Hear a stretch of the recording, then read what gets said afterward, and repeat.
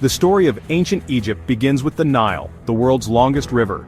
Flowing north through the deserts of Africa, the Nile was Egypt's lifeline. Without it, the land would be barren desert, no crops, no people, no civilization. The Nile provided water, food, and a natural highway for travel and trade. Every summer the river flooded, covering the land with nutrient-rich silt.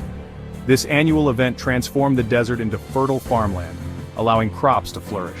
The Egyptians called their land Kemet, the Black Land, after the dark soil left by the floods. The surrounding desert, Deshret, was a place of danger and death. Life clung to the narrow green strip along the river. The flood's rhythm shaped the Egyptian calendar. Media Group, ancient Egyptian wall painting or relief depicting agricultural cycles, calendar carvings from temple walls at its stock at it distribute equally, Akhet for flooding, Pere for planting, Shemu for harvest. This cycle brought order and stability, which the Egyptians saw as a gift from the gods. A good flood meant prosperity, a poor one could bring famine. The Nile taught the Egyptians about balance and harmony, ideas central to their religion. They believed the gods controlled the river's flow. The Nile was more than water, it was a divine force, their creator and sustainer. The river's cycles became the heartbeat of Egyptian civilization. It connected distant villages, supported trade, and inspired myths. The Nile's predictability allowed Egypt to thrive for millennia. Its waters shaped not just the land, but the very soul of its people. The journey to Egypt's greatness starts and ends with this river of life. Without the Nile, there would be no Egypt. It was the true giver of life in a harsh and unforgiving desert. The Nile's legacy endures, flowing through the heart of history. Before the pharaohs, people in the Nile Valley were hunters and gatherers. They roamed the grasslands, hunting gazelles and hippos, fishing and gathering wild grains. Life was a constant search for food, shaped by the seasons and animal migrations. Around 6000 BC the climate changed. Grasslands became desert, forcing people to the Nile's banks. Here they began to experiment with planting seeds and growing crops. This was the dawn of farming in Egypt. Settling down, they built permanent homes and cultivated wheat and barley. They domesticated animals, cattle, sheep, goats, and pigs, ensuring a steady food supply. Farming was hard, but it brought stability and allowed communities to grow. Surplus food meant not everyone had to farm. Some could specialize in other skills. Simple tools like flint sickles and grinding stones made farming more efficient. Pottery emerged for storing food and water. These early settlements were small, but they laid the foundation for Egyptian civilization. People learned to cooperate, share resources, and shape their environment. The shift from hunting to farming was a revolution. It allowed families to settle, villages to grow, and culture to flourish. The Nile's reliable floods made this new way of life possible. With each harvest, the seeds of a great civilization were sown. The journey from wandering bands to settled farmers was the first step toward Egypt's greatness. The story of Egypt truly begins when people learn to make the land their own. As farming took root, small villages sprang up along the Nile. Homes were built from mud bricks and reeds, simple but sturdy against the desert heat. Life revolved around the family and the rhythms of the river. Men farmed and managed irrigation. Women ground grain, baked bread, and wove linen. Everyone worked together. Survival depended on cooperation. Villagers shared the rewards of the harvest, forging strong community bonds. Beyond survival, they created pottery, jewelry, and cared for their dead, hinting at spiritual beliefs. Simple graves with food and pottery suggest a belief in an afterlife. As farming improved, villages grew, supporting more people. Trade began between settlements, exchanging grain for tools or exotic goods. These villages were the seeds of Egypt's future cities. They were the foundation of Egyptian society, built on cooperation, innovation, and shared purpose. Over centuries, these clusters of homes became organized communities. The spirit of these early villages would echo through all of Egyptian history. From these humble beginnings, a civilization was born. Some villages grew larger, becoming bustling towns. Fertile land or strategic locations made certain towns centers of trade and power. Granaries, temples, and larger homes appeared, reflecting growing wealth and complexity. Defensive walls signaled competition and the need for protection. Not everyone farmed. Artisans, traders, and priests emerged, specializing in new skills. Towns became regional centers, with leaders exerting influence over nearby villages. Rivalries and alliances formed, leading to local conflicts and shifting territories. This competition set the stage for the rise of powerful kingdoms. The move from simple villages to complex towns was a turning point. From these centers of power, the first Egyptian kingdoms would emerge. Over time, Egypt divided into two powerful kingdoms: Upper Egypt in the south and Lower Egypt in the north.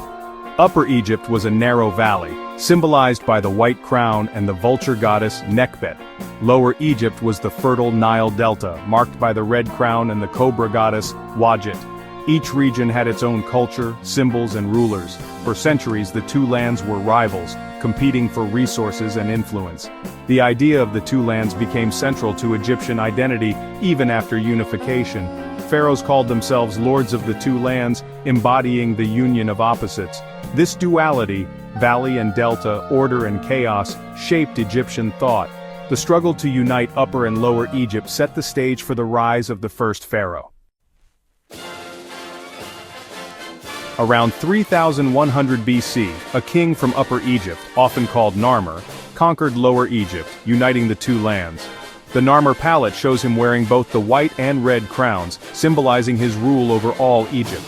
This unification created the first pharaoh, a god-king who embodied the nation's unity.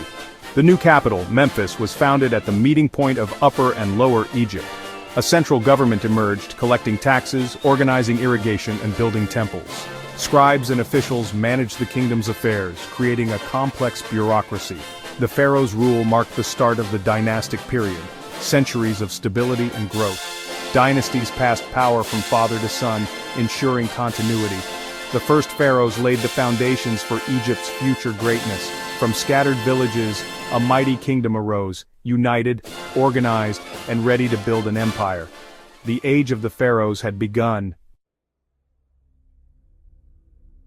Uniting Egypt created a need for record-keeping: taxes, grain, laws, and rituals.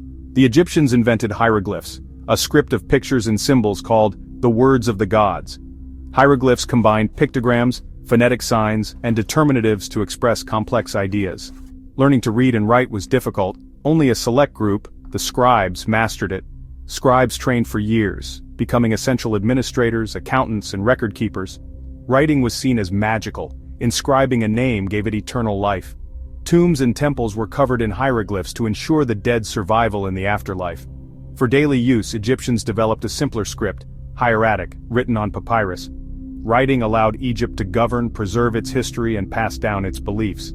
The invention of hieroglyphs was a turning point, making Egypt one of the world's first literate civilizations. Through writing, the Egyptians gave their culture a voice that echoes across millennia.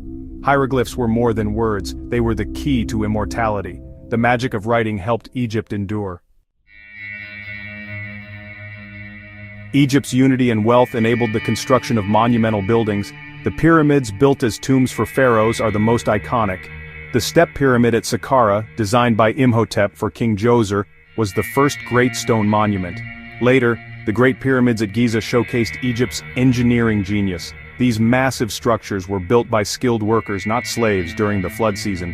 Workers lived in nearby villages, paid with food and shelter. Building pyramids required precise planning, vast resources, and national cooperation. Temples were also built as homes for the gods, where priests performed daily rituals. Ordinary people joined in festivals when the gods' statues were paraded outside. Both pyramids and temples were designed to last forever, ensuring the gods' favor and the pharaoh's immortality. These monuments remain as testaments to Egypt's power, faith, and creativity. The legacy of these structures still inspires awe today. Egypt's stone giants are windows into a world of divine kings and eternal gods. Ancient Egypt's civilization lasted over 3,000 years, leaving a legacy that still fascinates us. After its decline, Egypt's secrets were buried until the discovery of the Rosetta Stone unlocked the language of the pharaohs. Deciphering hieroglyphs revealed a world of innovation, art, and belief. Egypt's achievements in engineering, medicine, and mathematics were groundbreaking. The pyramids and temples stand as wonders of the ancient world. Their calendar, writing, and religious ideas influenced later cultures and faiths. Today, Egypt's treasures draw millions, and its stories inspire books, films, and research. Studying Egypt teaches us about human creativity, resilience, and the quest for meaning. The Nile's gift was more than a civilization, it was a testament to what people can achieve together. Egypt's story is a reminder of our shared past and enduring spirit. The lessons of the pharaohs echo through time. Ancient Egypt continues to inspire, teach, and captivate us. Its river of life still flows through the heart of human history,